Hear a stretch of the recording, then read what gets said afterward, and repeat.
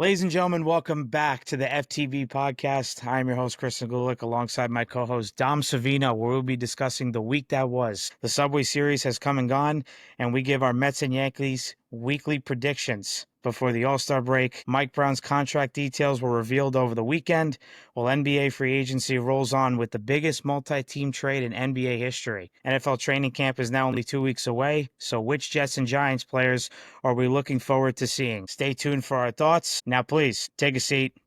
Let's talk. Let's talk.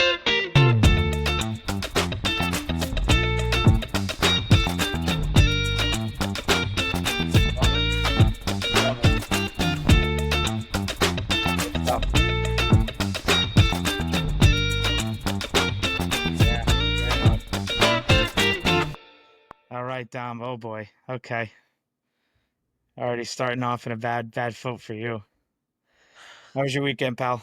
What's going on? Work was busy. That's good because I was distracted from watching the game because I was so busy working. So it's okay.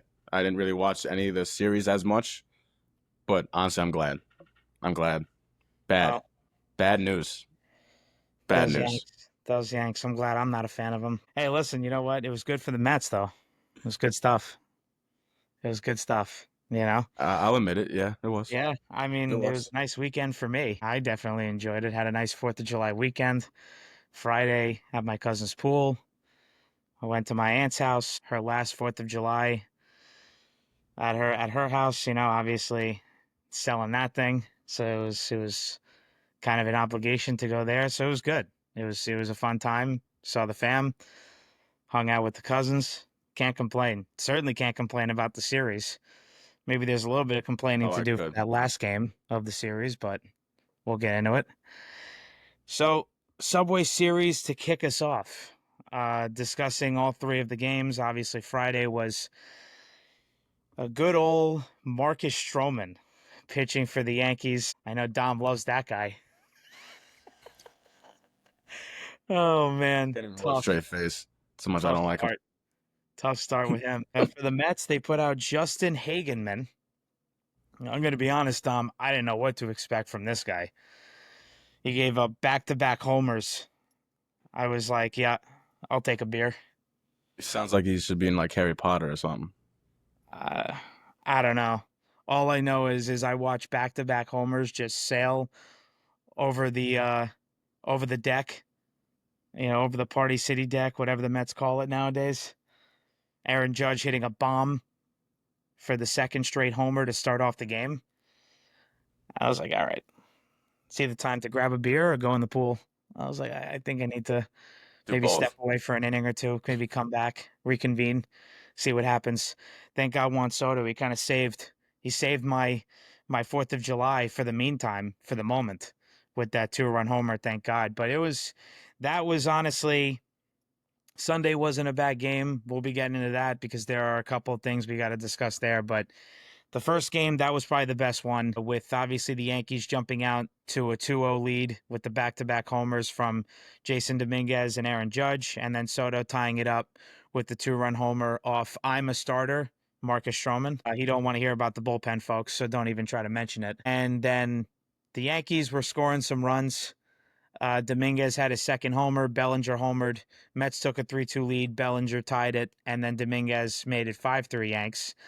Mets got another homer of their own with Brett Beatty making it 5-4. And then the big at bat, Dom.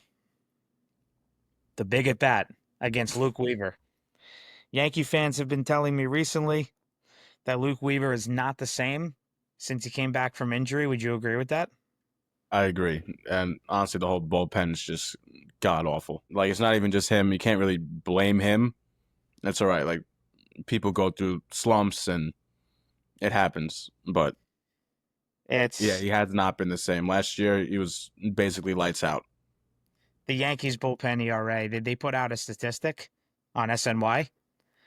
I mean, that graphic, I forget how many games in what game span, but a 10.13 ERA for the Yankee bullpen. Don't get me wrong, the Mets aren't any better with their recent stretch of games, but combined, it was like an 8.1. Mets and Yankees bullpen ERA recently combined, but the Yankees were at Not good. 10.13. I was like, how's that even doable? I was like, how can you even withstand knowing as a starting pitcher? And again, we'll get into the second game, but obviously Marcus Stroman, not the same pitcher as he once was when he first got traded to the Mets, or maybe even in 2021, or with the Cubs 2 years ago, or with Toronto when he first came up with them. He's not the same guy, but as a starting pitcher, you got to think, I can't, I can't really be having a bad outing with the bullpen that's behind me. I mean, that's just a bad statistic. That Jeff McNeil home run, absolute tank job.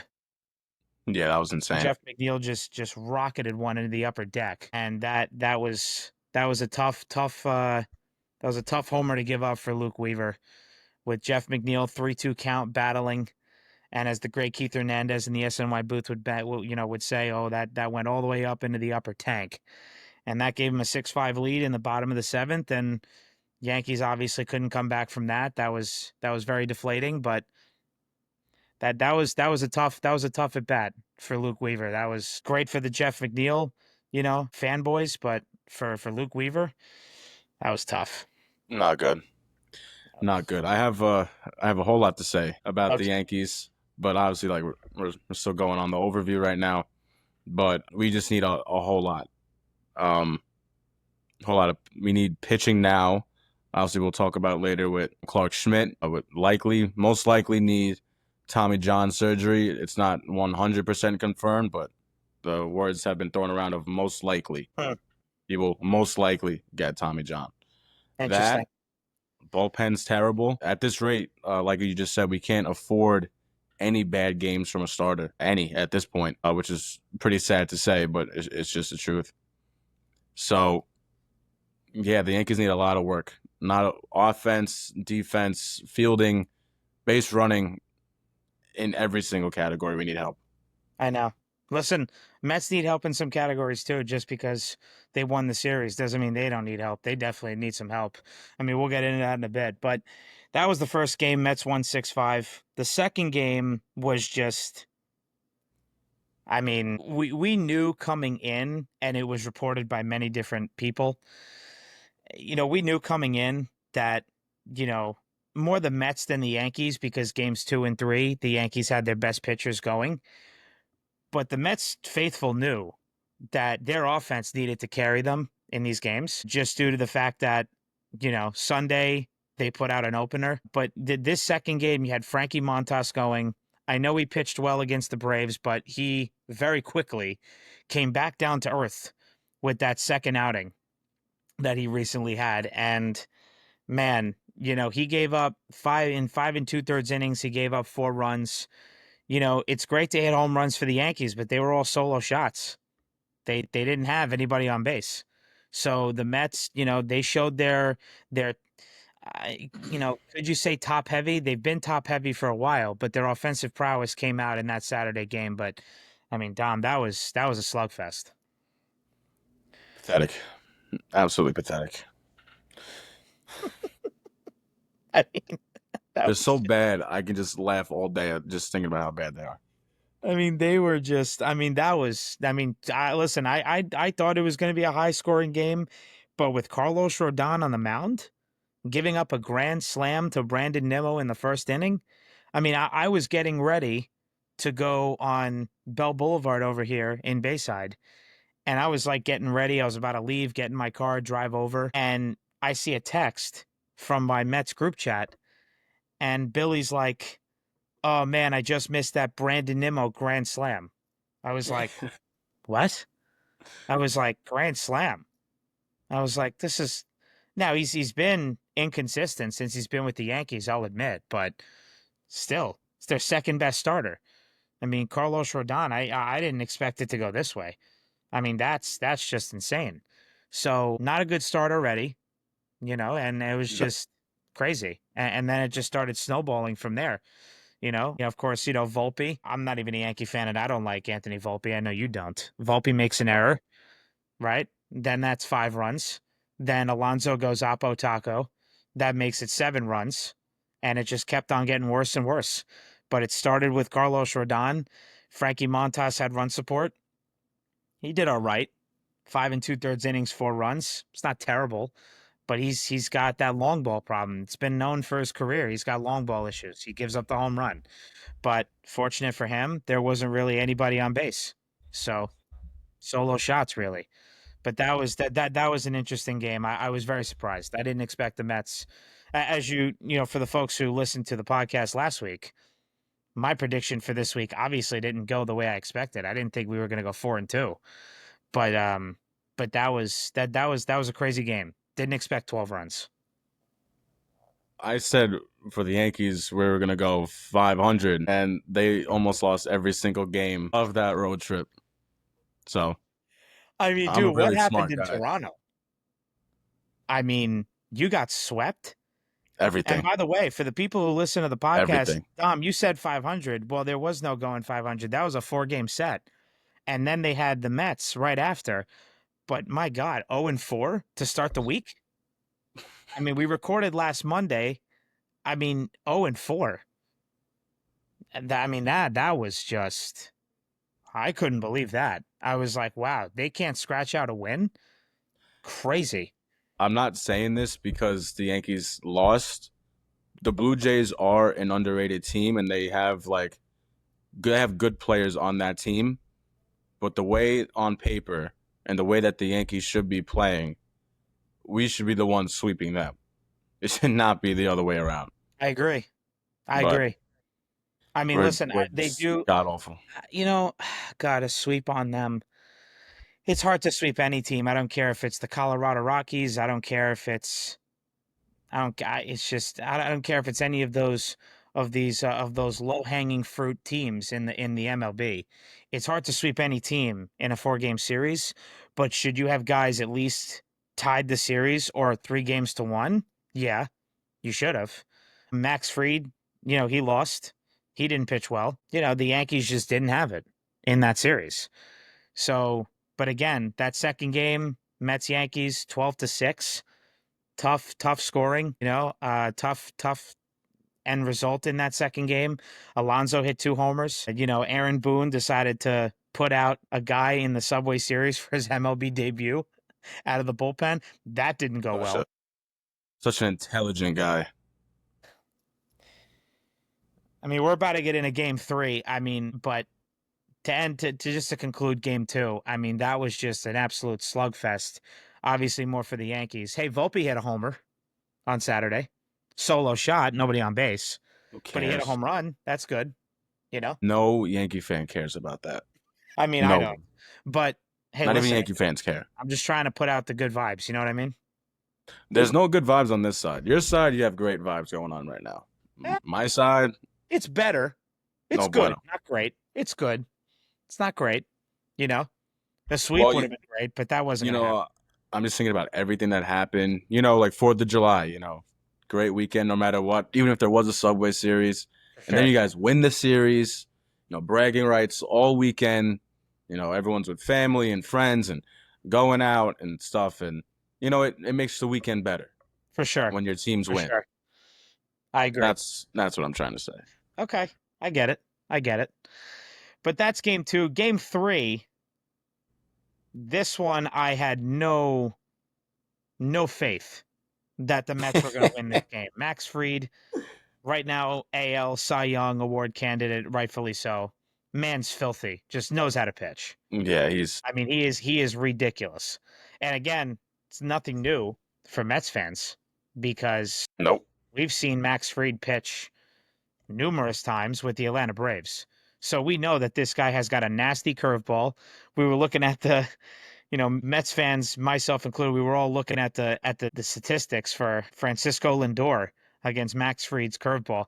Let's just say he might as well just not even swing and just accept the strikeout because that man cannot hit his curveball. Nope. He's a masterful pitcher. And so the game started off great, as I think any Yankee fan could hope for. You're up 5-0.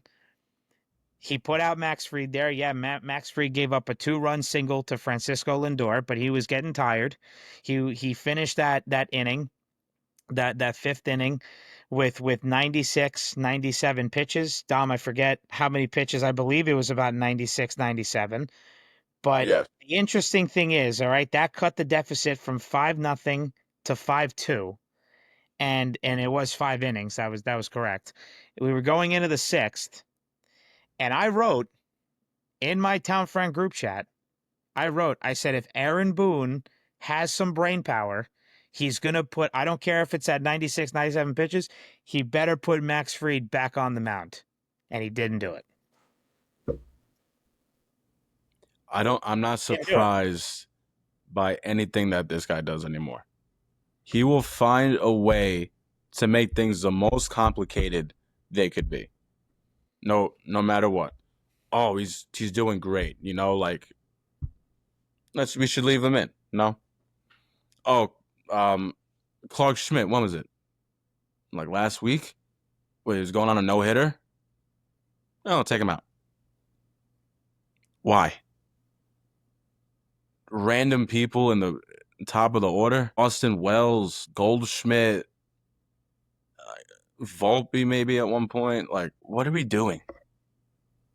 I I'm tired. I am tired, and like my stomach hurts watching this guy manage a team. You He know, needs to go. He needs to go. I don't blame you.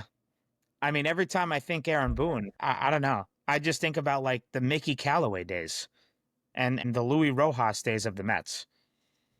Like, I don't know. I mean, Aaron Boone, obviously, right, helped the Yankees get to a World Series appearance. Now, granted, me and Dom discussed before this podcast started that the American League is not as strong as the National League. We got a couple of names that shouldn't be on the All-Star team, but we'll get into that later in the show. But it's very, very interesting. So he doesn't put in Max Fried. He puts in Loizaga, Jonathan Loizaga, and he's already just killing it. He's just killing the vibes for the Yankees. And when I say killing it, not in a good way, killing it for the Yankees, and just bases loaded, nobody out. I mean, thank the Lord. They didn't even make the play on the Jeff McNeil grounder. If that ump got out of the way, then honestly, Mauricio would have scored from third base. But he did get in Yep. the way. So they didn't get another run. Thank God Hayden Sanger was, and again, these were one of the couple mistakes even Mendoza made, having Hayden Sanger bat in the bottom of the sixth. Why in the freaking world wouldn't you have Louis Torrens pinch hitting for Hayden Sanger? I mean, Hayden Sanger, it's not just that Hayden Sanger shouldn't have the at bat.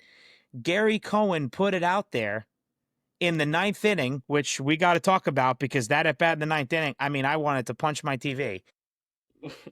Louis Torrens, as a pinch hitter, is batting 347.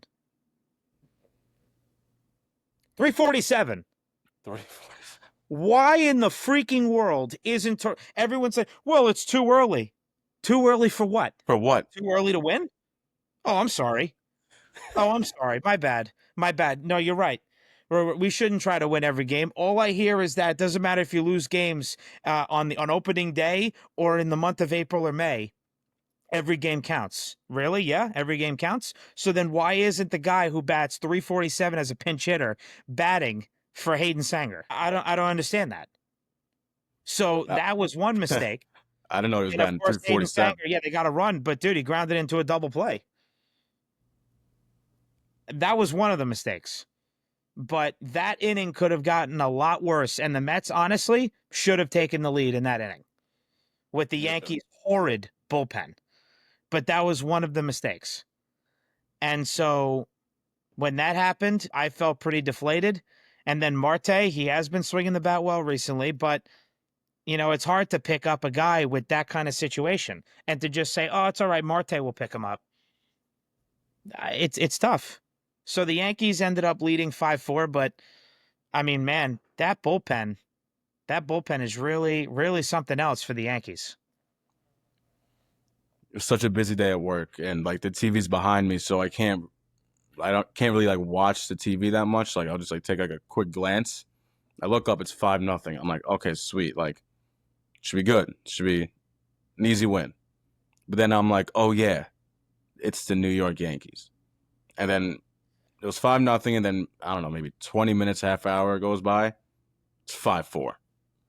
I'm just like, usually, like, I'd be like confused, like, oh, like, what the hell happened? I knew it happened. I knew. I just sense these things coming from an They Aaron Boone team. they got so lucky with the non pinch hitting for Sanger. I mean, people say it was early to have Terren's bat. The Mets don't play today. The Yankees don't play today. No. You had a day off. He was only going to catch 3 more innings. Not like we were having him pinch hit in the third inning. It was double that. It was the sixth inning. I mean, it was late in the game with that opportunity. I just don't understand that. And so, of course, it's 5-4. Yankees tack on a run to make it 6-4. And then, of course, I'll give credit where credit's due. Cody Bellinger made one hell of a shoestring catch to double off Lindor. And I don't even know what Antoine Richardson, the Mets first base coach, was doing. I mean, I don't know. What did you see this play, Dom? I saw it, but I mean, I don't know. You can't really blame the first base coach for that one. I'm only giving him partial blame because the other partial blame does go to Lindor. The play's right in front of you. Why in the world? Cody Bellinger has got a fantastic arm. You played him against the Mhm. Dodgers for the at least the Mets have. Lindor has been with the Mets since 2021, but you got to know who's in the outfield. Bellinger's got a great arm. He made a great throw. Maybe there was a deke by Paul Goldschmidt, which Trent Grisham did, and that saved them a run as well. And I Yeah, didn't even see that until I watched the highlights. That was an interesting play.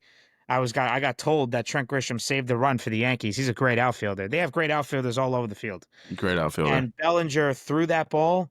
Dude, you got to slide. You got to slide back to Yeah, you first. have to slide. That should be mandatory right there.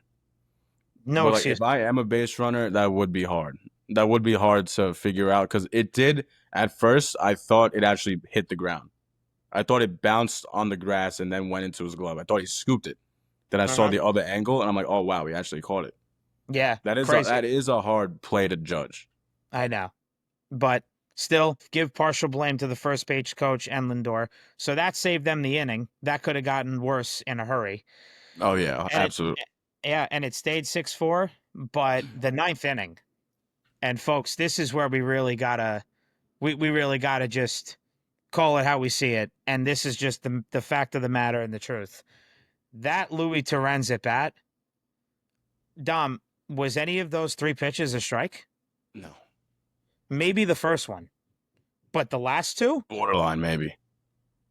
not the last one. Maybe the second one, No, not the no, no, last. no, not the last one. No, The I'm talking last about the one, first one. I think really he was like, "Oh my God, Yep. holy Lord, McDonald's, I got to get some food in." I think he had a reservation for dinner. I don't know what the heck he was thinking. And he made sure to strike out Torrens and get the line moving and get this game going. He had to get home for Sunday family pasta. I mean, I don't know what the heck he was calling. Ladies and gentlemen, the ABS system has to come next year. It does. It wasn't even just the Torrens at bat. I am shocked that Aaron Boone didn't get ejected on Saturday. And frankly, even during that game yesterday. Now, Mendoza did, finally, because he had it. He was complaining Yeah, he lost it. virtually the whole game, definitely more than half the game, that the strike zone for that umpire was absolutely terrible, which I have to look up again what that umpire's name was. But Dom, I mean, you have to agree with me here. The ABS system's got to come next year. It has to come. Like I'm not that crazy of a fan where I'm gonna say, oh no, that was a strike. That was clearly a ball. It was clearly a ball. A horrible call. I mean, they did it in spring training. They tested it out. It worked. I don't know why they have to wait another year. That doesn't make sense to me. They should have just did it straight off the bat. And then I forgot who. Someone got ejected. I think a few days ago, maybe a week ago, that the guy went like a batter went to go like this. Then he got ejected by the umpire for Really? taunting. Yeah, Huh. I didn't know that. Okay. I don't know who, Well, but that was the I signal remember in that spring training. situation. Yeah, like he went like this and he got ejected. Mm-hmm. Like, So come the on, like name's John that's Bacon. That was the umpire's name, John Bacon. I mean, dude, it's just it's unacceptable. I mean, and Like it I was wasn't stuck. even just that at bat. Paul Goldschmidt, Aaron Judge. What was the other name that we threw out? DJ LeMahieu. DJ I LeMayu. mean, these at bats. I'm a Mets fan, and I'm telling you, it's a problem.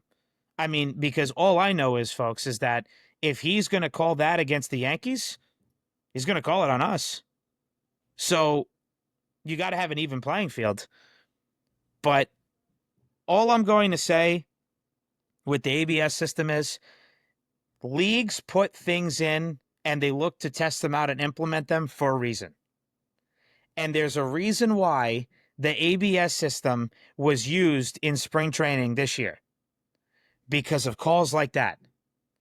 And the ABS system is on its way. It's got to come. You put it in spring training, you could test it out one more time. I don't care if you're not 100% to it. For the fans' sake who don't play, who aren't getting paid millions of dollars, who are actually shelving out millions of dollars, you have to put this system in. People have been telling me, well, you're taking out the human element. The human Who element don't cares? work. It doesn't work. Who It don't work. cares? Enough. Enough. I don't want to hear about the human element. It's not working. You have to put in the ABS system. Okay? That's the signal. You tap on the helmet and they go and the ump turns around. He goes to the camera and he says, "Oh, the batter is testing the call for ball 2, ball 3 or strike 2, whatever." Or really it would be if it's, and then of course the catcher and the pitcher, if they call it a ball, they can try to go for a strike and vice versa. The batter can challenge the strike to be a ball. Hmm. So the system's got to come. And really, at this day and age, with some of the games that the Mets, both Mets and Yankees, lost this year, every call should be reviewed. Every call. There should be no, well, the ball's in front of them, so you're not allowed to review that. BS. BS. Don't want to hear it. That's BS. Every play, this is 2025. Every play needs to be reviewed. Makes sense. That's how it should be. That's how it has to I don't be. know. I think they're more protected than some of the local unions in the city. This umpire committee, they're so soft. Like I don't know if they're softer than No NBA refs. accountability at all. No Zero accountability. accountability. None. At least there's like a little like report like after like the after post game report on like ref on oh like there should have been a foul actually, or at least there's something like that. MLB there's nothing. Yeah. Zero. Yeah. The NBA has a last 2 minute report.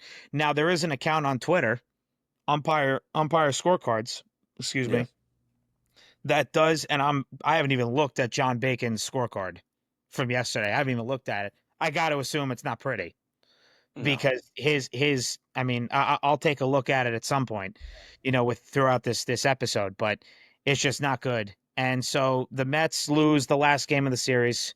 Mets do win the series, but they lose that game. Yankees win 6-4. Huge win for the Yanks. I mean, if the Mets had pulled that game out, it would be 7 straight losses for the Yankees. Yankees get swept. So Dom, how do you feel with the Yankees from this past week going 1-6? Well, Can't clearly complain. not good. Clearly not good at all. Terrible. Even like what I've been saying in the past episodes, this feels exactly like last year. This feels exactly like last year. They had a slow June and a slow July.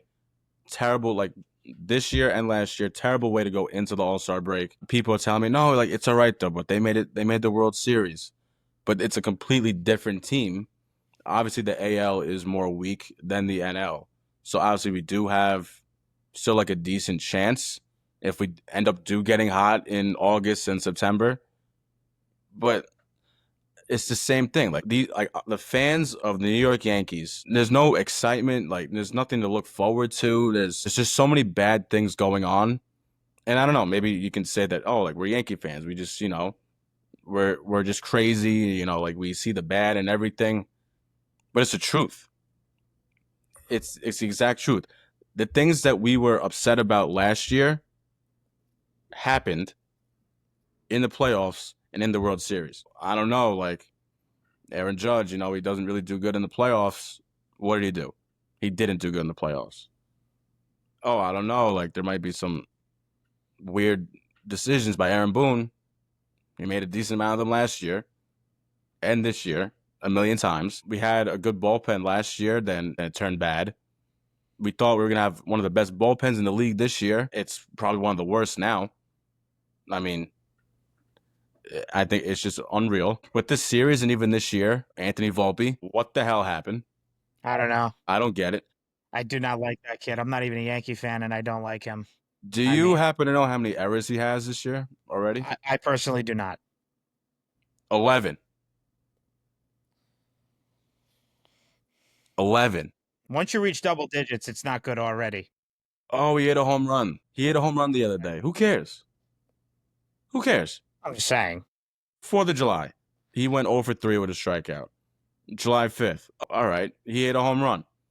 He was 1 for 4 and they had 2 strikeouts. Then on the 6th, yesterday, 0 for 4, 2 strikeouts. Terrible. Listen, it's tough. I think the Mets, yes, they won the series. They did win both series. I mean, listen, it's a miracle because for whichever folks listened to the podcast last week, there is no shot I was expecting Jake Mizorowski. I mean, if you listen to the reel that I put out as well on Instagram, Jake Mizorowski, I did not expect the Mets to hit a grand slam, let alone score all those runs against Jake Mizorowski and win the game. They lost 7-2 game one while we were doing our emergency pod last Wednesday. 7-2, they lost that game in game one. And then game two, I was there that night and they won. I was shocked. Couldn't believe it. And so they went 4-2 on the week. But I'll be honest, doesn't move me that much. It's 6 games. I'm not going to act like, oh my God, they figured it out. No, they haven't. Mark Vientos can't stay here. You have I'm a just problem so with shocked Anthony about Volpe? At least Vientos. Anthony Volpe can move on defense. Vientos is a shell of himself from last year. I don't understand what happened. I don't know either. I still don't know. I thought he was gonna be one of the best young dudes in the game, like coming I up. thought he was going to be our automatic cleanup hitter. I thought it was going to be Lindor, Soto, Alonso, Vientos, and then Nimmo. I mean, I couldn't believe it. I mean, what I'm seeing right now, think about it. If he can't hit and get a home run, then what good is he? He can't run. He can't field. He's got no range. He can't make the play. Yeah, he's got a strong arm from third, but last time I checked, the ball's got to be in your glove first. So if the ball's not in your glove, there's no throw to make. I mean, yeah, maybe Volpe. I mean, Volpe almost killed Aaron Judge on Saturday with that throw. I don't know what the heck that was. He had to get a Band-Aid near his eye. I was like, Anthony, get it together. It's unbelievable. It was a crazy throw, but I tell you I don't what. know. Next time when he made the next out, I was like, oh, thank God there was no harm in the making of that out. But it was crazy. But Vientos looks terrible. I mean, people like send him down to AAA. You can't. He's got no more options. He's out of options. You have no choice but to either trade him or hope he gets out of it. But I'm trading him. I mean, you have Mauricio and Brett Beatty. Beatty, he's put up good at bats. He hit a home run on Friday, and he even got a pinch hit single to get the bases loaded off Loizaga in the 6th. And Mauricio got a few hits over the weekend. He came in pinch hit on Friday, got a double, or maybe that was Saturday. I think it was Saturday. And actually, I think he did get a hit on Friday as well. I have to actually put up his stat line. But those two guys, they're going to take his spot. Rightfully so. Yeah, he got one hit. Dude, he got a hit every game in the series. Mauricio. He went 1 for 4 on Friday, 1 for 2 with a run on Saturday, 2 for 2 with a run on Sunday. Sounds like production to me. Sounds So, pretty good. I mean, and I've been high on Mauricio. I've been on the Mauricio hive. I've been big on him. I'm expecting if he could figure out his swing and miss, which he's slowly starting to do, he's going to be a problem. He's a 5-tool player. Right. He can defend, he can throw, he can hit for power, and he can run. So Mark Vientos can't stay here. He's got to go. But Mendy also should have intentionally walked Aaron Judge. That was the other mistake I've been meaning to say. I don't know how you don't intentionally walk Judge. I don't care who Stanton is. Stanton ain't the same player. Not this year. No, He's been injured for 2 months. He's only been playing what, Dom, for 2, 3 weeks? exactly. You pitch to Stanton. You don't pitch to Aaron Judge. Show him some respect. You should be. I don't care how Stanton feels if you intentionally walk Judge in front of him. Yeah, all right, prove it. And what did he do? He flew out. Okay, would have been a run, but it's one less run, and you get an out of it. I'll take that. Then a 2-run homer and get no outs from Judge. But Exactly. you know, I'm going on a bit of a diatribe here with Mendoza's mistakes and Mark Vientos's play. But anything else you want to add with the Yankees Well, series? a few things. Well, we expected Cody Bellinger to be like, a powerhouse. We got the short portion right. He's a crazy power hitter. He redeemed himself with the Cubs when he was playing with them. He hasn't really been playing that great this year, but he picked it up. He picked it up this series. He batted like 363, went 4 of 11 with a home run, 3 RBIs. Obviously, like with the clutch play in the outfield, which, by the way, John Boy Media and Talking Yanks, we gotta relax a little bit here. They're saying, "Oh, that play saved our season." It's 4th of July, man. Saved your season. That's what they said. That's exactly what they said. Go look at the videos. Go look at the videos that they're talking about. Oh yeah, this saved this season. We gotta relax here. All right, we gotta take it easy. And then now, but ever since Jazz has came back, he's been going on a tear. He got a hit in every game this past series. Um, in the beginning, before he got hurt, he was awful. He was terrible. But ever since he came back, he's been doing his thing. So honestly, I'm happy for Jazz, and I'm glad that we do have him on the team because honestly, he can play anywhere. Play second, he can play third. Even if you need him in the outfield, maybe you could probably play him in the outfield. He does have outfield reps, but also that's another thing with Volpe. The reason why Oswald Peraza is like been going back and forth with the Yankees, getting sent down, getting brought up, is because of him. He's supposed to be the shortstop of this team. But because of Volpe, they brought up Volpe and chose him instead. They had him play second and third. Really wasn't working out. Then they put him in the outfield. If they picked him up right, I'm on the hive. I'm on the like you are, Uh-huh. but I'm on the hive. I'm on the Peraza hive still. I don't care. We have Right. messed him up. Right. We have messed him up as a player. Uh-huh. And I still like think that if we actually brought him up the right way and played him at short, he'd be a great baseball player for this team. Listen, yeah, I mean, I think Vientos just didn't play well, right? He did it on himself. I don't think the Mets didn't put him in a bad situation. He just hasn't been playing. But listen, Mendoza, he's made some mistakes. That's something I have to say. Listen, and I don't think the Mets 4-2 record from this past week saved their season. I think they still have a long way to go. And we'll give our weekly predictions, for Mets and Yankees for this week.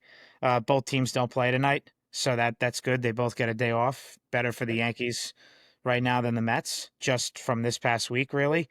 Mm-hmm. But Carlos Mendoza, it's funny. My friend Jack sent me something on Twitter. He said it was a tweet, and it said, Mendoza is a top 5 offensive manager and a bottom 5 bullpen manager. Folks, I don't know how many times I have to say this. The biggest flaw of Carlos Mendoza, he cannot run a bullpen. I don't care what anyone tells me. The man cannot run a bullpen. That game with Clay Holmes only having what? It was 80 pitches, 70, 80 pitches. They took him out early and everything started just crashing down. Everything just came down. I believe it was the first game of the Milwaukee Brewers doubleheader last Wednesday. I mean, yeah, it was July 2nd versus Milwaukee. 5 1/3 innings pitched, only gave up 2 runs. I mean, and 3 hits. You took him out, and Reed Garrett just collapsed. He should have kept pitching. I understand they're saying, well, he hasn't been a starter in years. They want to lengthen him out, dude. It's July. Yeah, If he wants to keep pitching, man, he can't just keep going just 5 innings all the time.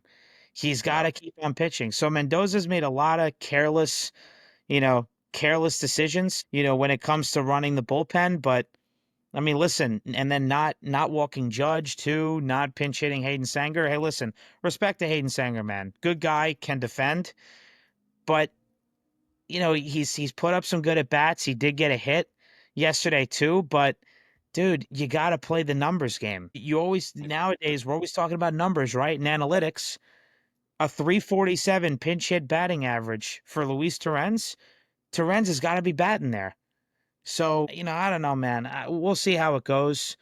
We'll give our predictions in a bit for the week, but that was a bit crazy. So that's the Subway Series. Moving on now. Dom informed me, before the podcast started, the Mets division, right? Obviously, it's really just a two-team race right now between the Phillies and the Mets. And the Nationals had their 11-game losing streak. They did started winning to get out of it, but they've fallen all the way down to last place.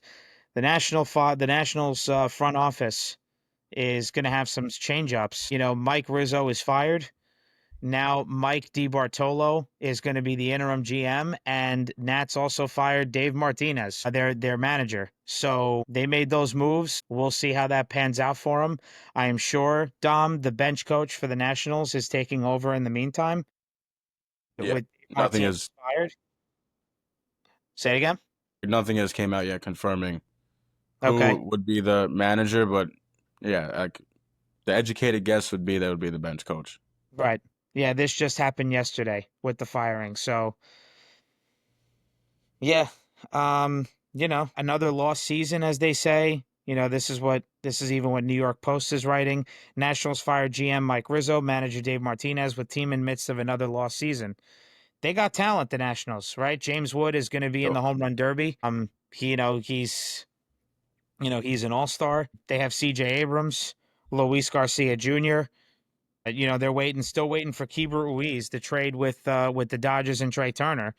In return, they got Keibert Ruiz. They're waiting for him to come around, but they have some good players. Alex Call has been a Met problem. He's been a Mets killer recently. He's been an issue. He does not swing at balls. It's remarkable. Great plate discipline. They got some talent. They got Mackenzie Gore as their best pitcher right now. Jake Irvin, besides that one game mid-June against the Mets, he usually pitches against them well. So the Nationals are making some moves. So that was, I wouldn't say a surprising, because that 11-game losing streak was bad, but it wasn't surprising. But it's an interesting one, and it's going to be intriguing to see how they take the firing of the GM and the manager, and see how they play going forward. it's such a shame that now James Wood just feels Juan Soto, like another Juan Soto thing. After they won the World Series, they were bad. They were bad for a while, and he reminds us of Soto. Mhm. Going the opposite way, opposite home run power. Um, I don't know who the hitting coach is down there, but great guy. I don't know, He's but really the good Mets at should hire really him. good at his job.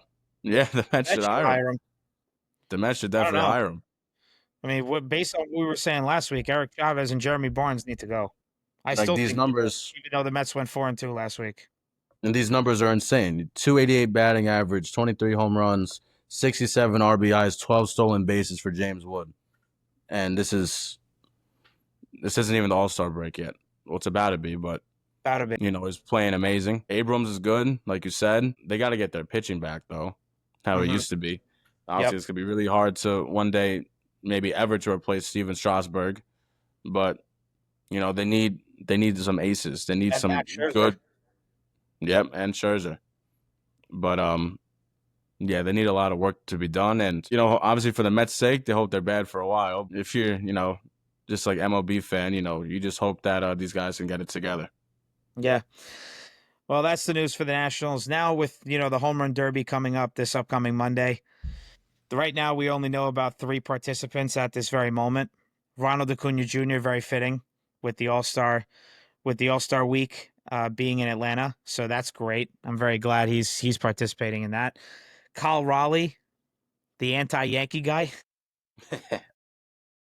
you know, It's just crazy, but he'll be in.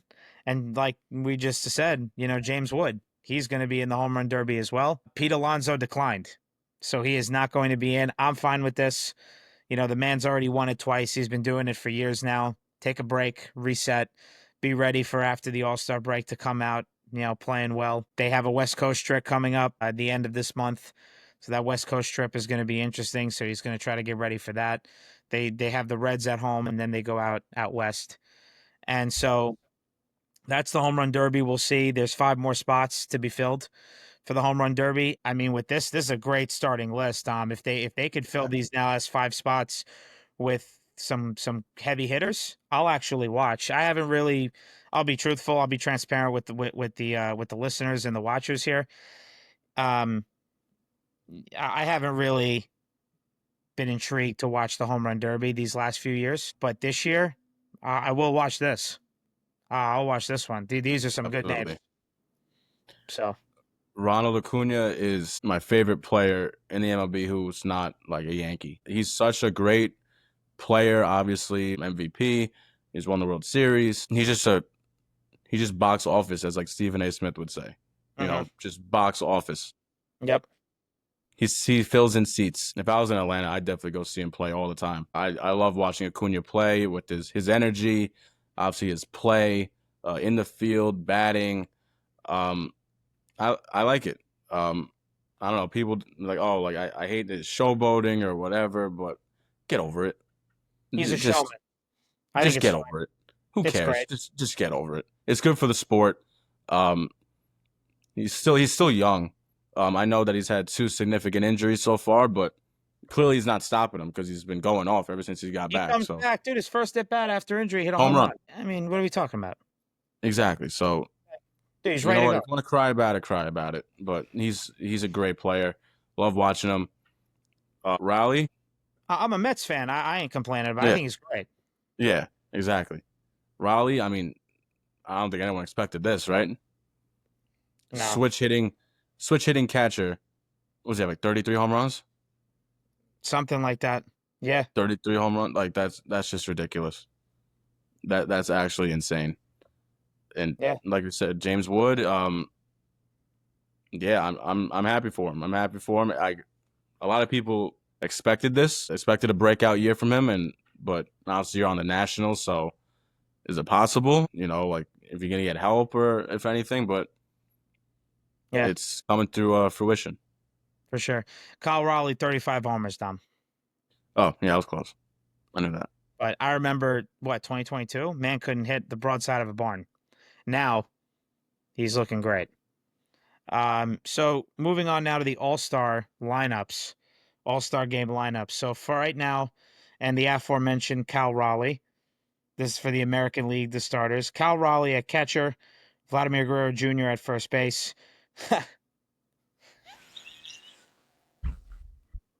Ready for You're this right one? there. Ready for this one? Am I Let's hear right? it. I'm all right. I don't know if you're going to be all right after this. Gleyber Torres, second base starting for Oh yeah. Detroit. Jose Ramirez at third for Cleveland. No surprise there. Man's hitting 297. Yeah, I knew that. Jacob Wilson, what a story this kid is. I mean, man, can he hit. Oh yeah, he can For hit. the Athletics at short, rightfully so. Of course, Aaron Judge, we all know. Riley Green, Detroit's having a great year. I can't believe this. He's Could not- you imagine this? I mean, you want to talk about unexpected Kyle Raleigh? Javi Baez Yeah, right. starting as an outfielder? I mean, Dom, I thought if 50 Cent was on the mound throwing his famous first pitch in the 2013-2014 year when he threw it all the way in, I don't know, the third row, I mean, seat 14. I mean, we thought if 50 Cent was pitching to Javi Baez, Baez was going to swing. I mean, this man just resurrected his career essentially, Yep. and now he's an outfielding. He's an all-star outfielder, and for the Detroit Tigers, and then of course you have Ryan O'Hearn for Baltimore as DH. So those are your starters. Reserves: Alejandro Kirk for Toronto, Jonathan Aranda. I mean, I honestly thought at one point he was going to be the starting first baseman. He gave the Mets fits here at Citi Field when they played the Rays the middle of June on Father's Day weekend. Alex Bregman for Boston. Here we go. Dom don't like this. Jazz Chisholm as a reserve. So, yeah, I don't mind. you don't mind. I think that he doesn't deserve to be it. He I doesn't don't think deserve so. to be in it. I don't think so. I'm a Yankee fan, so obviously I'm gonna like it. Yep. But the beginning of the year, he was terrible. I mean, he's only been back.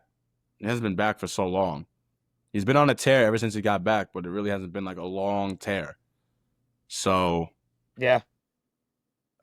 like, what does Yeah. that mean? It's just like lack of talent in the AL or something. Well, let me finish the list, and then I'll maybe answer that. Yeah, Brandon Lowe, Tampa Bay, he's been hitting. Jeremy no, he's Pena been doing good. doing great. That's Doing fine. good, Bobby Witt, I mean, he's of automatic almost course. every year. Yeah. This name we're going to touch on again a little bit later in this podcast, in this episode. Byron Buxton, Stephen Kwan for Cleveland, Brent Rooker as DH for the Athletics, and Julio Rodriguez for Seattle. And Dom, you're not a fan of that one. I'm not at all. And I think that's Why? where the AL strength comes in, that it's, or I shouldn't say strength, I guess weak strength. I don't know, however you want to put it. It has to be. There's no other way. Like what? Because of his name? Like, what does he have? Like some like special like type of aura or something with this guy? I don't know. What has he done this year? Like honestly, you know what? This is like that's just ridiculous. Yeah, man's batting under 250, and he's only got 11 homers. 247, 11 home runs, 43 ribbies. Is it because he has 15 stolen bases or something? Is that what I'm missing here? God, I sure hope not. I sure hope not. I don't know, man. I don't know. Anyway, starting pitchers: Hunter Brown for Houston, Chris Bubich for Kansas City, Garrett Crochet for Boston, Jacob DeGrom for Texas, Max Fried, rightfully so, Mhm. Yusei Kikuchi for the Angels, Tarek Skubal for Detroit, Shane Smith for the Chicago White Sox, and Seattle, Brian Wu. Relief pitchers: Aroldis Chapman, Boston. I mean, could you imagine Aroldis Chapman? This guy's still around. I mean, what a volatile, however you say it, volatile, closing pitcher, relief pitcher. I mean, crazy.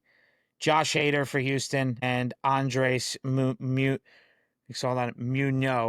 Munoz, having a tough time pronouncing that, from Seattle.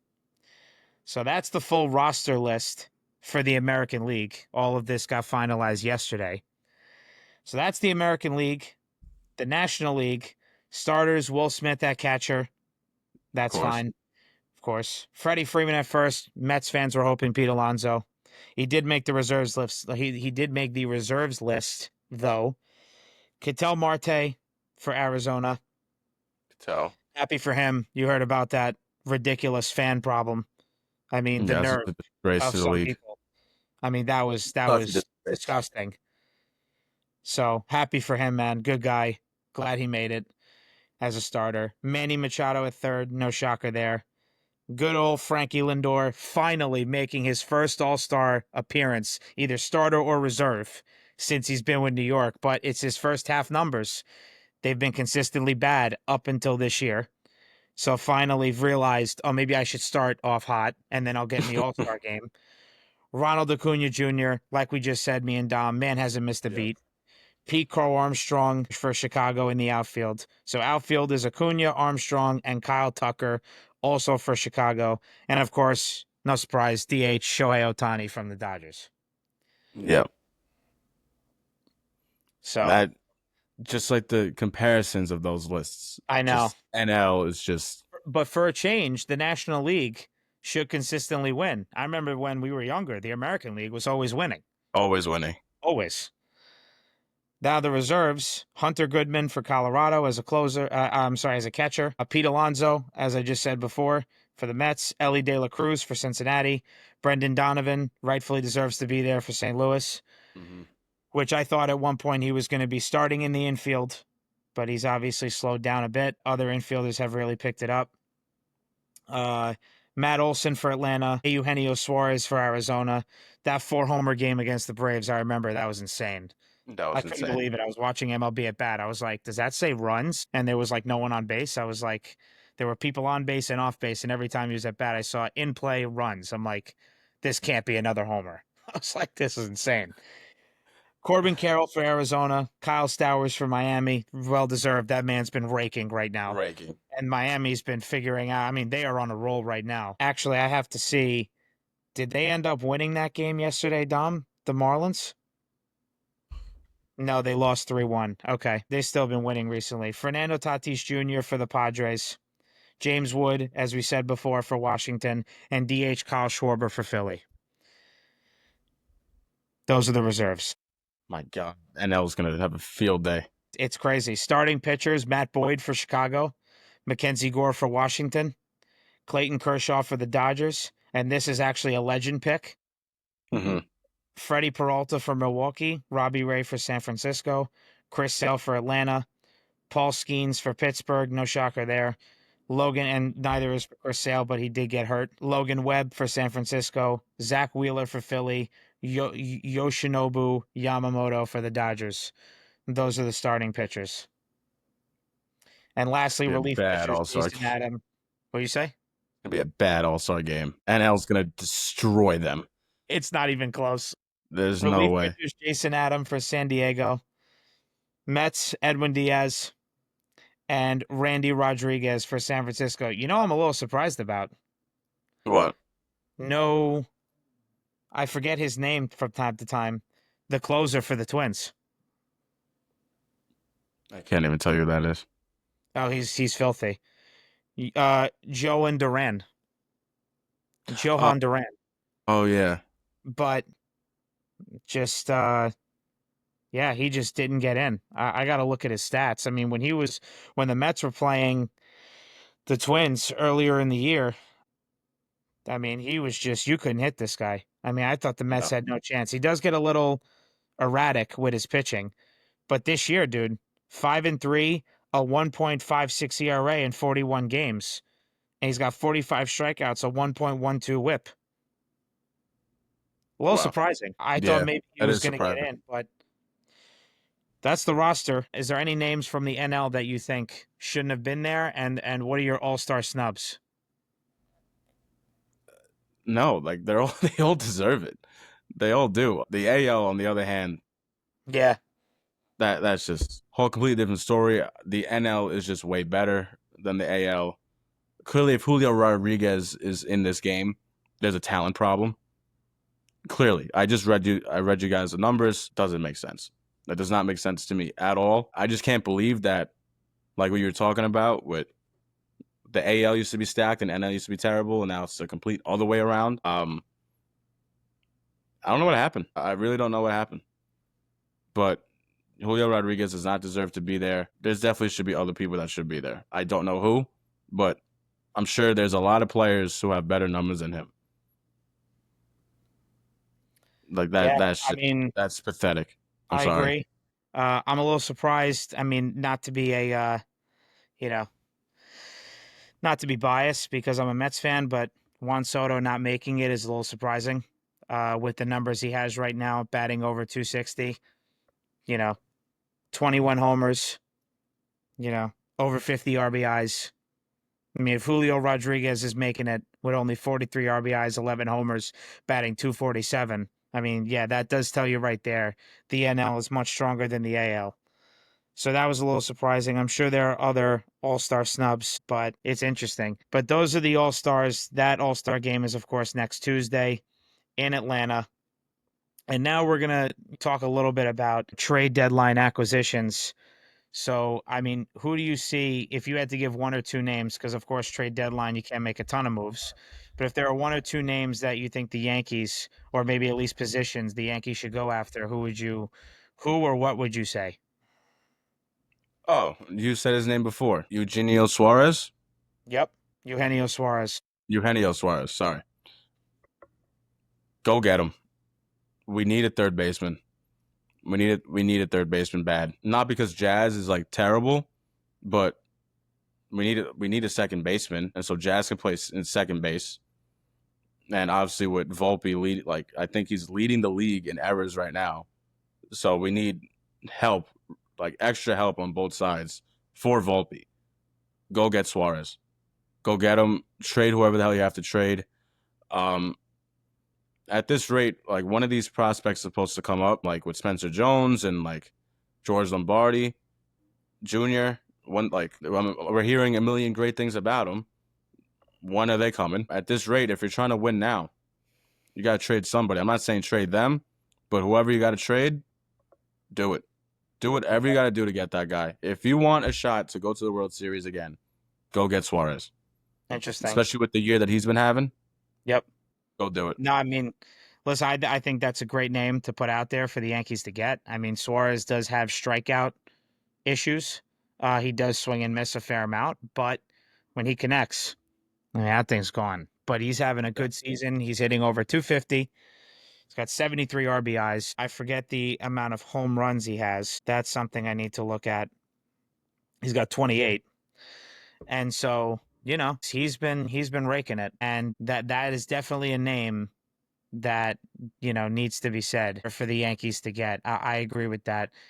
In terms of the Mets, I think they need a center fielder, a starting pitcher, and a bullpen piece. Do I expect them to get all three of those at a trade deadline? Absolutely not. The name that I had just said, who just made the All Star team as a reserve, I believe as a reserve, I don't think it was a starter, is Byron Buxton. The Mets should, it's That either, would be I know we said the first that'd be episode, scary. Wow. yeah, the first episode, I said Cedric Mullins, but Yeah. a couple of my friends were talking about Byron Buxton last Wednesday when I was at the Met game Wednesday night. Um, he is definitely somebody who could seriously help the New York Mets with the center field position. Tyrone Taylor, I can't watch this guy be an everyday center fielder anymore. I just can't. He's a good fourth outfielder, but if you put a good pitcher on the mound like Max Fried yesterday, he's not hitting him. You could throw Tyrone Taylor a high fastball at his eyes. He's going to swing at it 9 times, maybe even 10 times out of 10. But yeah, Byron Buxton, reserve outfielder for the All Star game. But Byron Sounds Buxton like is a good one somebody to they me. have to get, and I think that's at least one guy you can get. I would like for them to get him or at least one of the other two positions, relief pitcher or starting pitcher, because the Mets right now, I know Sean Manaea should be pitching this upcoming Sunday, and maybe they also get Kodai Senga back at that time as well. I know Winker is going to be activated from the IL on tomorrow as a DH, so that's big for them. They need another bat in the lineup, but I still think they need to go get Byron Buxton. Even with his injury history, you don't care. Nope. No. You don't care. Nope. No. Cedric Mullins' batting average, you even said he's hot and cold. He's a Yep. streaky hitter. He's hitting now, I believe, 217. I'd rather take Byron Buxton, who has much better numbers, Oh especially yeah, for sure. batting average wise. I mean, right now this man is hitting 270, and he's got Wow. 20 homers, 53 RBIs, and 76 hits. I would take Byron Buxton. Now, are the Twins going to trade him? I'd be a little surprised if they did. I think they had rumored recently that they're not looking to trade him. But if the Mets give a good trade package, we'll see. We'll see. I just have to say I didn't. I mentioned like a hitter. Mm. Clearly, we need a whole brand new bullpen. I just have to confirm that. It could be anybody at this point. It could be your Yes. mother's cat. It could be me. Like Yes. I'll go there. I'll Yes. go there. Yeah. It I'll get doesn't. the arm loose. I'll loosen Yeah. it up. Yeah. See We if could I do it. can maybe throw a sinking cut. See if I could throw a curveball, a splitter. You Just give know, me till after the All Star break. That's it. I've thrown a nasty. That's all I I've need. thrown nasty splitters in wiffle ball, but I've thrown some nasty splitters. Yeah, we'll see. They can acquire me for the right price. We'll see. I used to throw a Well, you crazy know what? Hey, curveball I'll back in tell my them. day. Dom, we'll tell both organizations. Take a seat. Let's talk. Yeah. Let's talk. Let's talk. Yo, Aaron, I got a bone to pick with you, bro. Oh, absolutely. So that's the deadline. We'll be talking about it more we get closer to July 31st. Now, to wrap up the MLB, Mets and Yankees weekly predictions for these upcoming games. The Mets at Royals. First at Orioles, Tuesday to Thursday, and then this upcoming weekend at the Royals, and then the Yankees. Both series at home before the All-Star break starts on Monday. Yankees Tuesday to Thursday versus the Mariners, and then this upcoming weekend, Friday to Sunday, versus the Cubs. Dom, you can go first with the Yankees on what you expect their record to be this week. Um, I read a stat before we came on here. They threw 3 straight shutout games. The Mariners, 3 straight. You're screwed. The first time in franchise history they did this. You're And of screwed. course, yeah, yeah, we're screwed. Like I don't have any expectations. I don't expect to win. I really don't expect to win anymore. At this rate, I don't. I don't expect to win. If we win, great. It's cool. That's so cool. I have no I have none. The Mariners are great pitching staff. Great pitching staff. Obviously, Raleigh back there hitting home run every day. I can't see us winning any of those games. Hmm. None of them. The Cubs and the So you Cubs are crazy too, by the way. And the Cubs. And then after that, we got to play the Braves. And then after the Braves, we got to play a team that swept us, the Blue Jays again. so Do you you see think any they're gonna wins go? here? So you think the Yankees are gonna go 0-6? 0-6. I don't think so. 0-6. Max Fried's We'll pitching one win of one those game. games. I Yeah, think you we'll win win at one game. least one, maybe We'll two. win one game. Nope. One game. One. The Cubs Hey, are good. people can call me emotional or whatever. I don't care. This is what I'm seeing. Especially what just happened with the Blue Jays and the Mets. This is what I see. Hmm. And then we Okay. got to play the Phillies after that. After the Blue Jays. And the Phillies still a good team, clearly. But then obviously after that, after the Phillies, the last game for the Phillies is July 27th. I know I'm going way past the week, but Hmm. I just can't really see any wins here. And then the Rays. All right, we can win against the Rays. July 28th. July 28th to the 31st. You may never win again.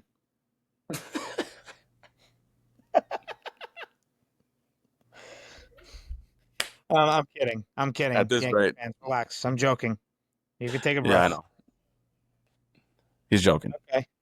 Everyone So is you joking. guys, This yeah, is you what? guys. Wow. So you got the Mariners, the Cubs, the Braves, the Blue Jays, the Phillies. That's a gauntlet. Yeah. I mean, the Braves, though, the Braves have been lifeless, recently. Really, since honestly, they haven't had. I mean, if you look at the standings and then you go to the Braves, their last 10 games, they're 2-8. I mean, the Braves have. I mean, I think you can beat them. Listen, let's just go week by week, Dom. I know No, you're I know. getting so. I get amped up. I know. All right, whatever. Your final record for the week for the Yankees is what? 0-6. No, That's I'm sorry. 1-5. 1-5. Sorry. you're Let me nuts. relax. 1-5. You grabbed water before you started the show. Yeah, you need to drink it. Yeah, Yeah, I'm almost done. By the way, yeah, you need that whole I've gallon. been drinking. You're Stressing, bro. going nuts. Stressing. I at No, least gave that's one win last week. I got four. I was shocked. I couldn't no. believe One and 5. You're right. Max Fried's pitching. it. They'll Yeah. win. I mean, maybe Rodon figures it out in one of the outings too. Maybe you get two wins. Who But the knows? thing is, it won't be his fault. I'll know it won't be his fault though. Okay. All right. Like you said, we have the worst bullpen. That's a problem. We don't have a great bullpen right now either, beside maybe Edwin Diaz and, you know, Ryan Stanek's looked a little better, even though I really couldn't stand Ryan Stanek for the first, I would say, 2.5 months of the season. Buto's on the IL with an illness. Garrett did, have a great 6-out save on 4th of July. Yeah. But for me, the Mets, Orioles, and Royals, the Orioles, I mean, the Royals have some good pitchers. This one's a bit of a toss-up for me. The Orioles have played a little better recently. The Royals are, they're both under 500 teams. 5-5 their last 10 games are the Royals. For Baltimore, they're 6-4 their last 10. They've won three straight. It's, I mean, but the thing is, the Mets, they had to put an opener out there for Sunday. They're gonna have to do another opener against the Orioles this week. I mean, right now, if you look at the pitching matchups, tomorrow it's Clay Holmes against Young. Young hasn't had a good season. Then you look at Wednesday, it's David Peterson against Sagano. That's a possible win. Thursday, this is where the Mets have to do an opener. There right now it's undecided against Charlie Morton. Mets have hit Morton. They hit him last year, last summer. I might say they're going to sweep. It's a little tough because they have an opener on Thursday. And then, of course, Friday with the Royals, right? They have Montas against Waka. Waka has a good ERA this year. It's under 4. Hmm. Then Saturday against the Royals, another undecided with Lorenzen pitching, and I think Sunday they want to have Mania. I will say the Mets will go 3-3 just because they have a couple of openers. I'm gonna say the Mets go 500 and they go 3-3. I don't think. I mean, maybe they lose the series against. If they had to lose which series, I would say it's the Orioles because they've been playing a little better. It's just the Royals. The Royals don't have a lot of offense. No, Aside from Bobby Witt, I mean, who do they really have that scares you in that lineup? So nobody. I would say the Mets go 3-3. I'm going to say 500. But yours is What'd you more say? fair. Unlike my prediction, yours is way more fair than mine. Yeah, of course. And it's solid. It's right in the middle. It's very neutral with going 500. Anyway, that's baseball. There was a lot to talk about there. The NBA now transitioning to the NBA. Mike Brown's contract details were revealed. It's 4 years, 40 million. And honestly, this is not a very shocking contract. I mean, they gave Tibbs, 5 years, 40 million. That was only 8 million per year. So Mike Brown is getting a pay increase from what he was getting paid with the Kings on that extension. That was about 8.5 annual salary. So he's getting a little more with the Knicks. Of course, Mike Brown, as we touched on in the emergency pod last Wednesday, he was given a 3-year contract extension last summer with the Kings. It was going to bring him through the 2026-27 season. Obviously, that didn't last. He didn't even last through the whole year of 2024. They fired him before New Year's Eve, before the 2024 year ended, the calendar year. And so now we have, Mike Brown as the Knicks head coach on 4 years, 40 million. Tom Thibodeau, they gave him a contract extension also last summer for another 3 years. That was 30 million. His original 5-year contract was up after this season. It was going to kick in this upcoming year. The Knicks said no thanks. Thanks for your time. You lost to the Mhm. Pacers, kick rocks, and they went to go get a new coach. And so he'll have to still get paid. He'll be still getting paid 30 million because that's guaranteed. So that's nice. If he wants to sit on the couch, collect 30 from the Knicks, 30 million that is, or go get a new job, which he already told Taj Gibson, as we discussed last Wednesday. He told Taj Gibson, I want to get, I got to find another job in basketball. So that is basically all of that. Dom, your take on the 4 years, 40 million contract for Mike Brown. After thinking about everything like marinate a bit. That all right, we got a new coach, we have an identity, we know who it is. Um, Now we have a bench. We have like Jordan Clarkson. Like that's like the big signing for a vet minimum, by the way. Mm-hmm. Yes. We have Josh Hart more like on the bench. Like hopefully we'll have Mitch starting at center. We'll Don't have think so. Brunson. You don't think so? Nope. Don't think I so. think he should start though. I I think don't. he's Josh Hart. Like it's not like he's gonna play like way less minutes. Like he's still gonna play. He's still gonna play a decent amount. But Hmm. now that like everything marinated in, just use the damn rotation. If Tibbs didn't make this team practice and they basically did nothing and they went to the ECF, just play the damn rotation. That's a good Like point. at this rate, bro, I don't even care who was the coach. Just use the damn rotation. If Tibbs did nothing, and they went that far. Imagine like a coach who actually makes them practice, and obviously they both care, but it seems like Mike Brown cares a little bit more than Tibbs did. Just use the damn rotation and we'll go far. And obviously we gotta hope things go right, with injuries and all this stuff. Obviously we don't want none of that. But that's it. Yeah. I'm glad that we did get a good coach though, like with a lot of experience that we talked about in the emergency pod. Working with all these great other coaches and players, and 4-time champ as an assistant coach. I'm glad that we do have him Hmm. because obviously our options were running a little low, or like the people that we really wanted. Right. But I'm glad that we got him. Yeah. No, I agree. Thibodeau put some good years here, put some good years in, and he definitely, recalibrated the organization, as I had said last week. He did what he could. He really took the team by his bare hands and tried to really bring them back into relevancy, which he did do. I'm not going to lie. It's the absolute truth. He did do that. But, he had some flaws, right? Like Dom just said, using the rotation. So I think with Mike Brown here, he's going to do that.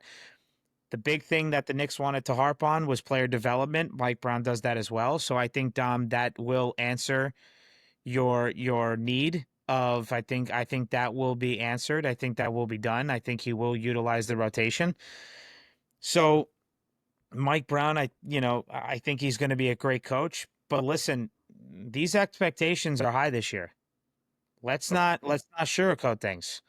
These are No, high as they should expectations be. this upcoming season. They should be though. They should be. I agree. And Like, it's finals or bust. Is this Mike Brown or bust? Yeah, yeah, hmm it is. You went to the Eastern Conference Finals where we thought, yes, Pacers are a talented team. They were only, you know, they were only behind us in the seeding by one game, but we thought we were going to go to the finals. yeah, I'm sorry, you could say, well, you're a Knicks fan, that's why. No, you no, know, it's there. It's right there. As Aaron Boone would say, it's right in front of us. So, it's the truth. We thought they were going to go, but this year, man, this is it. You yeah, got to this, utilize what you have. You acquired some good bench pieces. You still have room thanks to Jordan Clarkson taking his vet minimum of 1 year, little over 3.65 million, and Gershon Yabusele doing the Knicks a solid yesterday by taking a little less than the MLE, which that acronym stands for mid-level exception. He took a little less than the taxpayer mid-level exception. The first year is 5.5 million. Second year is 5.775 million. So, Dom, I believe you said with Jordan Clarkson's contract and Gershon Yabusele's first year, that's a combined, I think you said 9.5 million. 9.5 million. 5.5 plus 3.6. Yes, I have to use a calculator. I'm not the best at math. Yeah, it's 9.1, 9.2 million. So that is a Oh, great wow. deal. Nice. Now, because of that, yeah, well, yeah, I mean, clearly we're not math We're wizards not good here. either. No, we're not good at math. I'll tell you that much. Math, it is what it is. We can't be great at everything. So yeah, whatever. The Knicks now can pick up somebody on a vet minimum contract, and they can sign their second round pick, Mohamed Diawara, if they choose.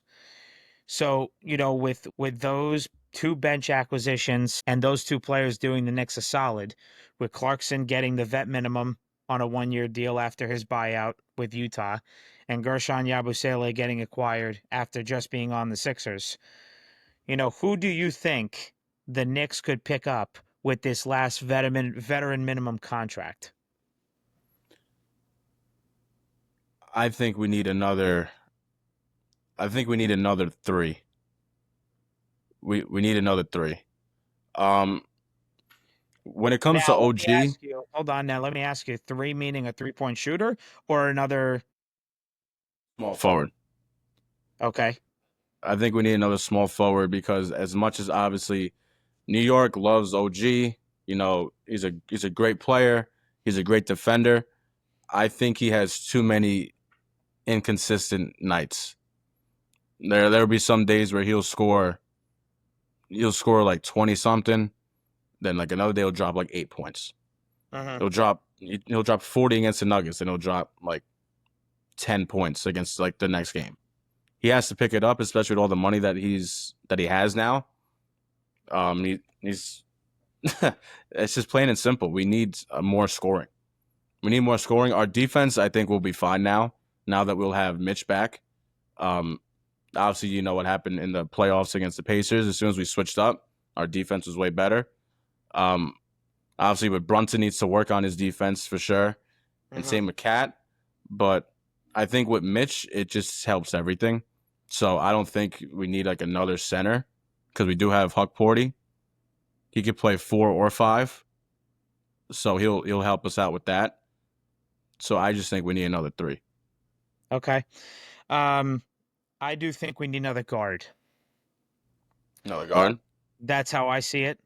I think you need another, if you can, a 3 and D guy. We need some. We need. I mean, a backup point guard. You brought in Jordan Clarkson. He can do some. You know, we talked about Mike Brown and player development. I would love for Tyler Kolek to get some But development. We were just saying before the show started that the summer league is starting on the 10th. In Vegas, right? Huck Porty is going to be there. I'm sure Tyler Kolek is going to be there. So he will. I will try to watch those guys play in the summer league this upcoming Thursday. But I think we need another guard. It's interesting. Um, I'm gonna read to you, Dom. I took a screenshot or wrote it down, took a screenshot of some guys that are a good possibility of who you can take for this last vet minimum contract. So you tell me yes or no if you would do it For a vet man. for a vet minimum contract to get that essentially that last spot. All Chris right, let's. Paul, Yes, okay. Me personally, no. Russell Westbrook. I don't like him. No, I don't. Oh man, I can't I wait. don't. Can't wait for the boys to see this. Don't like him. They know it. I ain't hiding from nobody. Oh, I know. You call him Westbrook. Eastbrook. All right. Al Horford, Yeah. same. Though we already have some bigs. That's the thing with getting Gershon Yabusele. He's now you have like and with Huck Porty, that's 4 bigs. So I don't know. That's not you don't want to waste this last spot, this last contract. Well, This is actually, I think that's a good thing though to have hmm, more. You need size, okay. Okay. especially Yeah, now. Nowadays in this NBA, you need size. that's true. That's true. I'm not going to disagree with you on that. That's a good point. This is intriguing. Gary Payton Jr. I mean Gary Payton the second. Wow, I didn't even think about him. Yeah, he is. I would. I would. Okay. I'm not opposed. This name has been thrown out for a few years now as an offseason acquisition, trade deadline acquisition in February. Malcolm Brogdon. No. Okay. I personally am yes and no. I would be fine if they did or they didn't. The problem is his injury history. Exactly. Um, Say again? Exactly. That's why I wouldn't get him. Yeah. Yeah. That's what some people say. You'd have to see what he has left because right Exactly. now, you know, I believe Malcolm Brogdon is in his mid 30s, if I had to guess. Um, I just want to take a check. Yeah, he's 30. He's 32. So mid-season, middle of December, he'll be 33. But it's his injury history, really. I thought he was a touch older, but anyway, DeAnthony Melton. No. I wouldn't either. He also just got season-ending ACL injury, Yeah. surgery. I meant, but ACL injury. Well, yeah, this is going to have to wait for I don't know how long. Malik Beasley, if if things work out for him, If things work out, I'd do it. but I think he's going to stay with the Pistons. Yeah, he would. I think he There's would another too. But name. if it's possible, I would. Yeah, there's another name that I even wrote down. Chris Boucher from Toronto. It's interesting. Mm, He's got size. He's got height. he does have size. And he could shoot the three. It's not the highest. It's on maybe I think I don't know, 36, 37% behind the arc. I gotta look up his stats. Yeah, so I got it right here. So 50 games played, 17 minutes, 10 points, 10 points. 4.5 rebounds, and just under 1 assist. And You know what? Why not? his field goal shooting was 49.2. The Yeah, you know 3-point what? Why not? shooting, I'd do it. yeah, 3-point shooting. Yeah, I was right. He's 36.3. Okay. Now, with that being said, okay, you said Chris Paul, yes, right? He talked about how this is going to be his last year Yeah. and he's looking to retire after this season. So the thing is, would it be like a goodbye, a farewell tour? Are the Knicks really going to waste the last veteran minimum contract on that? I don't know. I wouldn't personally, but who knows? Um, Now the name I want to spit out, and this would be interesting because a buyout, as reported from different sources, a buyout is coming. Bradley Beal. Bradley Beal would be I mean, that would be. on Would the you take a bench. flyer on him and see what he can do as a bench piece? Now, again, he would probably maybe pass some guys on the next roster, but that would be that is be something else. That'd be something else. Be on the bench, but also at the same time, he also has injury history. I know, So, I know. but Chris Paul, like we need like another leader on the team. Like obviously, like PJ Tucker was there last year. Obviously, he didn't play, but like every time they'd win, they'd shout out PJ Tucker. Like, oh, shout out to PJ for telling us this and what we needed to do, and it helped us and helped us motivate the team. CP, he could do that. He could Yeah, definitely do that. And also, he could still play. right, He could still run the floor. right. And also, I didn't really say who do you think we needed when I said we needed a three. Kolek can run the floor. Like the times that he's played, Yeah, he can run a floor and he's a great passer. yeah. So Listen, that Dom, I just had like a lot of faith in Kolek. so do I. I mean, we said it on Wednesday. We said it on Wednesday. We said it last week. We've said it multiple times, not even just on the podcast, but Yeah, Tyler Kolek needs to get developed. I think he's going to he be a needs to great get player. developed. He needs to play, Yeah, but he'll be a really great player. for sure, I think he will be. It's going to be interesting who they use that last veteran minimum contract on. I'm even reading it's pretty close to definite.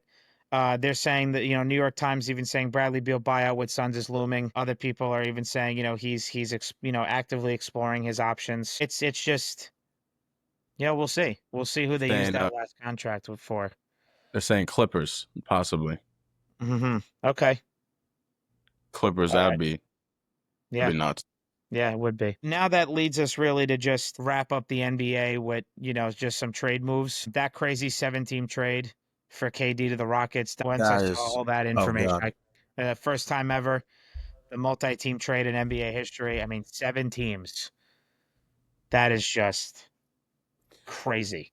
I just want everyone to know the only reason why we're doing this is because he wants everyone to hear me botch the names of these players that That are is in this so. trade. That is don't come. That's why.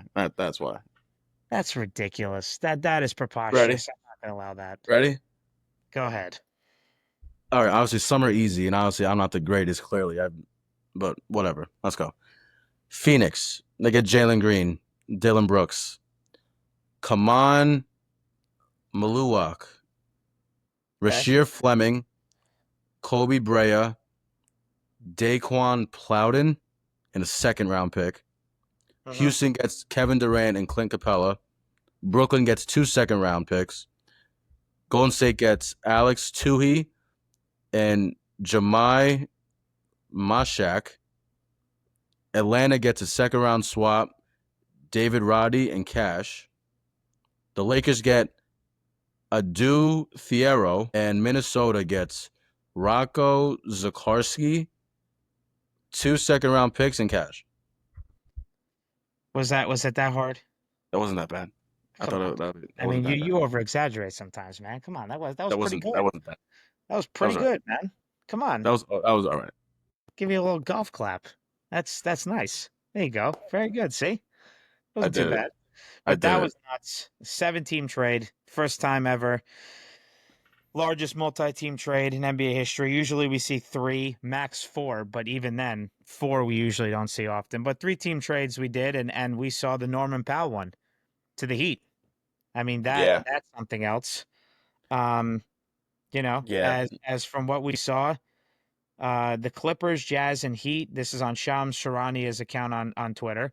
The Clippers, Jazz, and Heat have agreed to a trade that sends Norman Powell to Miami, John Collins to the Clippers, Los Angeles, and Kevin Love, Kyle Anderson, and a 2027 Clippers second round pick to the Jazz. I mean, What the hell is going on this year with these trades? I don't know. These trades are just god awful. All of Why them. would you? I mean, Norman Powell, he All was an all star snub, and he averaged how many points did he average, Dom? 22, 21, 22 points. I even thought it was 23.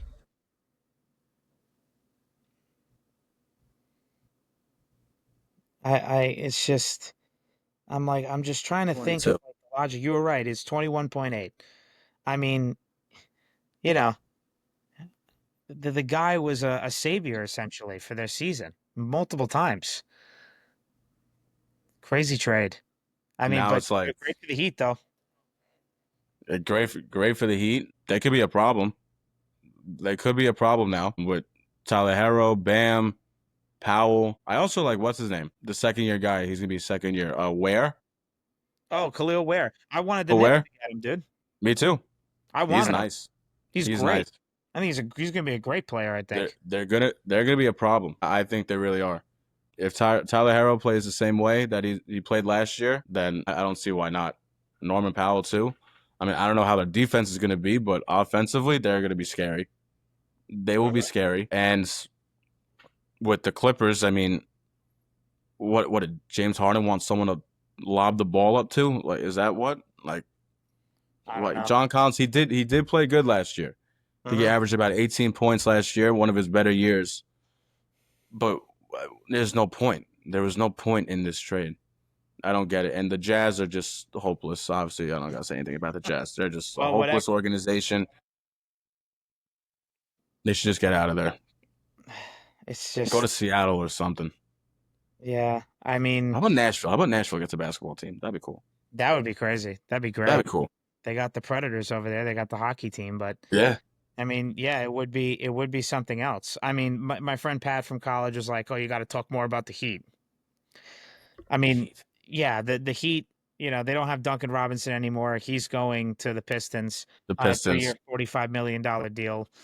You know, I mean, could Dame Lillard go to the Heat? Well, he wanted to. That wish didn't come true. But I think the Heat still have some potential. They do.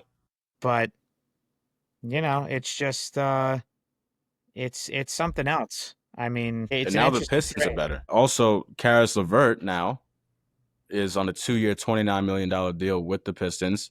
You get him, and you get Duncan Robinson. Also, Right. you have Cade. Mm-hmm. They're going to start to get some. And don't forget about Asar Thompson. Mm-hmm. Everyone keeps talking about Amen Thompson, Right. but he's a I great know. defender. He The is. other one, He is. He's really good. Yeah, no, he's there's definitely talent. The East, you were even saying the East is not as easy as people think it is. maybe like the first half of the year, obviously until everyone gets back from injuries. But Right. once playoff, like near playoff time comes, it's going to be hard. Yeah. You still got Indiana. I mean, what you still got all these. You still got Siakam. I mean, you still Yeah. got Siakam who can play, and like Nemhard and Naismith. Like they look what they did in the playoffs. Right. I know you don't have Turner anymore, or you don't have Halliburton, but they can still make noise. Yeah, they They can. can still make And noise. yeah, and Boston's made some solid trades for what they gave up. Anthony And for them, Simons, I think, is going to be a good Simons, player. yeah, he's a great player. Yeah. Yeah. He just I slept on because agree. he's in Portland. Right. It's really the only reason why. If he was Yeah. on any other team, he'd be a more bona fide name for sure. Yep. Absolutely. And then the Jonas Valanciunas trade going to Finally, Yo get some rest, huh? For once, he's not I don't huffing know, and man. puffing down the court anymore. I don't know, man. I He's a mean, 1 centimeter vertical. listen, he's really going to be, he's really going to be pivotal to give some backup minutes to Nikola, to Jokic.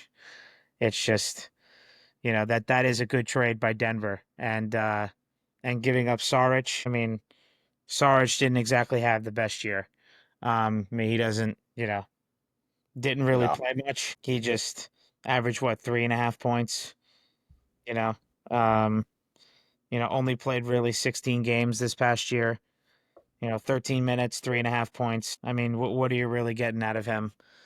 nothing. It's just, it's a great trade for Denver, but Sacramento, they're not really getting much in return. And then, of course, again, like relating, going back to the trade we talked about with Norman Powell. I mean, Danny Ainge, yeah, I don't know, he took on something for the trade, but I don't know where Utah's going to be. I mean, Utah hasn't really been anything crazy, frankly, since the Donovan Mitchell days. And, yeah, I'm not really expecting much out of them this year. The only But way they can do good is if they got a draft, and yeah, there's no free agents that are gonna want to go there no, no, it's not an attractive place. at It's a all. small market team. Salt Lake City, I'm sure, is beautiful. Utah's a nice place, but I don't see who would want to go there. It's There's so just, many better options. That's the problem. yeah, yeah, I agree. Go to Seattle or Nashville or somewhere else. I know, I Oh, know. that'd Seattle, be a main attraction. I'm waiting for the Supersonics to come back, man. Oh, I mean, I wish That'd be that'd be crazy. That'd be that'd be crazy if that amazing. happens. That'd be cool. But that's the NBA. But now we're gonna finish it off with really the NFL. The NFL not too active right now, but training camps in 2 weeks. And there are a couple of names really with the Jets that I'm looking forward to seeing. And I'm sure the Giants, I'm sure that there are a couple of names there as well that are going to be intriguing to watch, you know, play or move around in training camp. Dom, do you have a name or two that you're keeping an eye out for? Obviously, Jackson Dart, Of course. because honestly, people were losing their minds that he wasn't doing good in like the first like 2 days of OTAs, and then the off season camp starts, and then he's doing good, and then everyone's like, "Oh my god, I'm so shocked." Like, I don't really take all this training camp stuff to heart because I know Yep. it's just training camp, but it's just nice to see like these guys develop. Obviously, I want to see Jalen Hyatt. I mean, apparently he has a great connection building with Russell Wilson. And we need it. We need someone that can run these deep routes, these go routes, spread the field. Obviously Abdul Carter. Oh, he's going to be a monster on this defense. We finally have an identity on this team. You got Brian Burns, you got Kayvon. I mean, we picked up his 5th year option. Thank goodness. 'Cause I was a little nervous. I thought they weren't going to, but I'm glad they did. Um, just like in 2011 and like 2007, it never hurts to have pass rushers. Like when they had Strahan, they had JPP, and they had OC. Right. Now we have Burns, Thibodeau, and Carter. So, Mhm. and obviously, can't forget about Dexter Lawrence, who's actually probably one of the best defenders in the NFL. Yeah. No, there are some, training camp, as much as you say, you don't really take it to heart. It's kind of like when you get to spring training with baseball, you feel it, right? It's the start of a new season. You're optimistic, even though we both don't expect Jets and Giants to make the playoffs. You're very much like, I'm looking forward to the season to start. For me, the two names, it's easy to say Justin Fields and pick the quarterback. I mean, for you, Jackson Dart just got drafted, so I think that's a good choice. Justin Fields has been in the league for a while now. Yeah. So a lot of people are obviously going to be intrigued to see him, play, some of the scrimmages and in camp and in preseason. But for camp, the two names that I'm really looking at to see is their top 10 pick, their seventh round, not seventh round, excuse me, seventh overall pick in Armand Membu. I want to see how this kid moves and how he does at the right tackle position. You have Olu Fashanu at the left side. Can you seal up the two end spots so that Justin Fields has time to throw in the pocket and he's a running quarterback? He's mobile.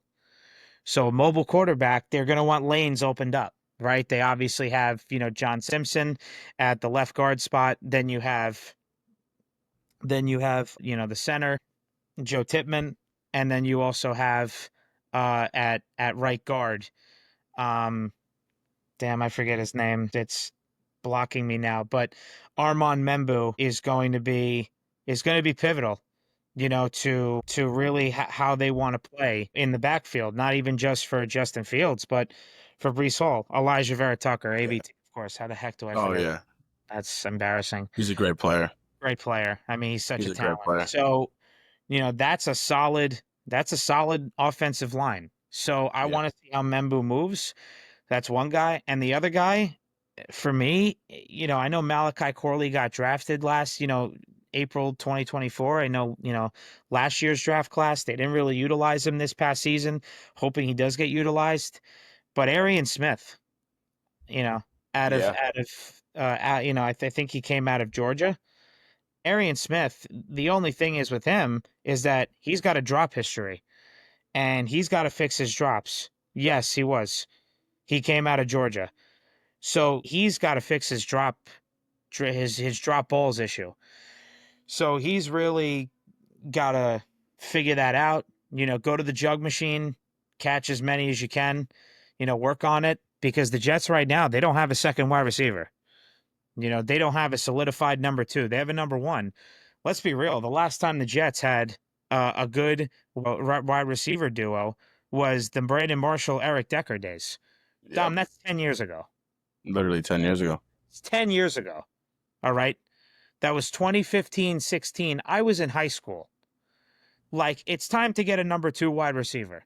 Alan Lazard ain't it. Okay. I've seen it. No good. Okay. Arian Smith, I want to see how he does. He's got speed. Okay. He's a road runner. He's got the talent, he's got the opportunity. He needs to take advantage of it. So if he can really lock in on the drop passes and make some good catches and really show the coach Aaron Glenn that he can be a solidified number two wide receiver and start off immediately once the season starts, and you could have Malachi Corley be a good slot receiver. They're going to have, as we discussed the last couple episodes, how Garrett Wilson's versatility is going to be used. That's it, man. That's the bottom line. Yeah. Those are the two names I'm looking forward to in training camp. So hopefully it all works out, and I we'll see what forgot happens. one name. Evan Neal. Mm, Evan Neal, only because he is now transitioning to guard. When mm, he was the right tackle, obviously he was god awful. awful. But it was just such a surprise though because of how good he was in college. He deserved to be the seventh pick in that Mm, draft class. He did deserve it. right. It's not like he wasn't deserving of it. Mm, It wasn't like a surprise like Eric Flowers was. yeah. Don't even get me started on Eric Flowers, by the way. That horrible person that he is. But I don't understand what happened. I don't know if he got too big, or I don't know if like the coaching wasn't helping him.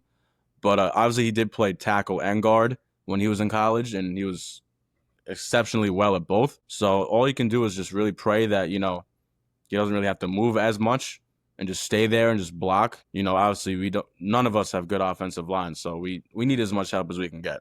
So Yeah. we just gotta hope this works. Yeah.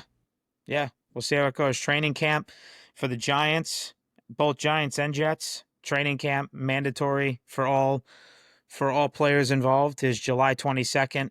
Then the practices are, public viewing July 23rd.